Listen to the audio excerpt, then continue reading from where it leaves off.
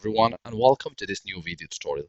In this video I will show you how you can do the subtraction task in an Excel file and how you can apply it to an entire column, row, or even to an entire table. So here we have two options. Let's say we have only one value by which we want to subtract to do the subtraction for the entire row or column, and here we have different values which we want to apply accordingly. So each line has to be divided by a specific has to be subtracted by a specific value. So first, click on the initial value, control, and the target column or table.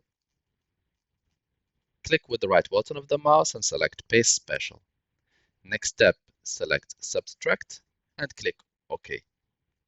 So as you can see, nothing happened because I have only chosen number 1. But let's imagine I will put here 7 and here 7. So again, Control so that it's visible to you guys, and click Paste Special, Subtract, and click OK. As you can see, the entire column has been subtracted by 7, and you can do also the same to an entire row or even to a table. Now let's say we have this set of value which we want to subtract here. So to do that, again, select the entire column which you want to use for the subtraction. Click Ctrl C.